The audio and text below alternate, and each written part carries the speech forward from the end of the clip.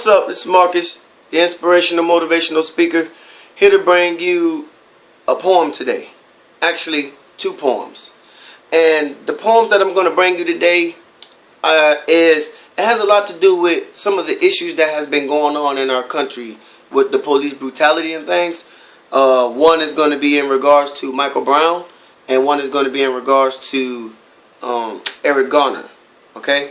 So the first one will be about Michael Brown. And excuse my French in this one. I don't usually, when I'm out in public, I don't usually use, I replace the bad words. But because I know that I might have children watching this video, when I'm out there in public, I excuse my language. But because I'm doing this in this type of setting, I'm going to do it for the individual who has to happen to stumble upon the video. So I'm going to be raw in this video, in this one here. Okay? So the first one is called No Sudden Moves. Stop. Hands up. Don't move. You tell us to freeze until I'm frozen in solid solidarity with my people. You beat us in comas with no warning shots. You were only warming up when you dropped the clip to pop another 6 in my lifeless tomb. So I'm doomed from the sounds of the sirens. From the womb I'm already deemed the violent man, because your colorblind like-minded kind can't seem to see my hands. But you see my pants below my waist. Tell me, did you see a gun down there? Now, I know I'm well hung down there, but that don't give you the right to frisk at the risk of touching my dick. I'm just trying to lift up my britches. In that instant, you took the breath of an innocent victim, left this mother witness to another color pigment skin disorientation. Because litigating organization keeps turning little lady justice blind eyes, tipping the scales to weigh heavier on my time. And only time will tell. When a car tells me, whoop, and a narcissistic cop jumps out his car, radioing in for assistance, tells me, assume the position. Hands behind your back, stop resisting, let's make this a smooth transition to the back of my cruiser. If you choose to fight, you'll lose your rights, and now make it more easy and just shoot you. Remember, you're black in America. So, even a little bit of crack paraphernalia you should be used to. I gotta get you in for something. Because you no good for nothing up to something no good is walking in the wrong direction. This isn't your section of the neighborhood.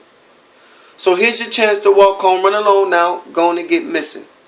Because I love to fill the system up with niggas like you. Plus, my itchy trigger finger love niggas like you. So, in an attempt to not make you exempt from human society, in the sake of riding, I'll just keep you held down. Because I'm hell bent. See, heavens forbid I do time for killing your kind for this. Just remember this. I'd rather not beat you or kill you. I'd rather keep filling my plantation prisons up with niggas like you. Because that's how I handle business.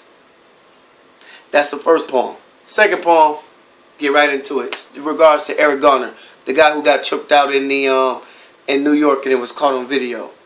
And I wrote this piece. It's called Pig Latin. Pig Latin. It's no secret. But even if it was, I wouldn't try to keep it, because I can't eat this what you're trying to feed me. For 3 years on TV, I see me getting killed all over this country. Black men and young boys are dying for nothing by the hands of corruption. So you lied to grand jury telling them you tried to cuff him, but he resisted arrest and persisted the threat. So you decided to bust him, and I know it was a one-sided discussion because you gave him no chance to put up his hands. Your demands was to shoot first, then ask questions. And who made you jury and executioner, deciding the man's judgment coincide with a bad justice system?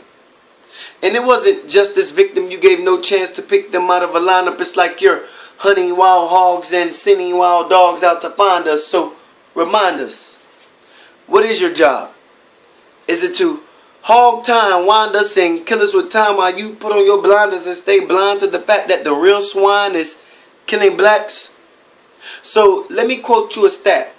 Now every 1 in 5 black has a chance of being offered like pigs being slaughtered at the altar for the Father. So I guess we're being martyred, but why even bother, right? I mean, really, what does it all prove? Because I sit up in my room and I watch the daily news, and it seems that they have been fooled.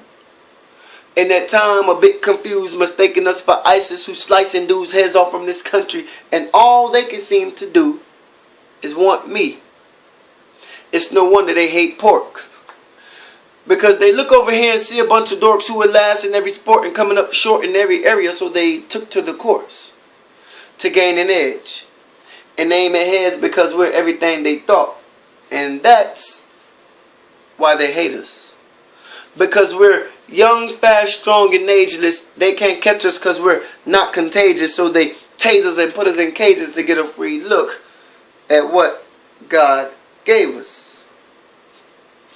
And if you're being tased, then lucky for you, because the majority is viewed inside a box. That's because the authority rule to be the majority rule will always be the one taking the first shot. Peace out.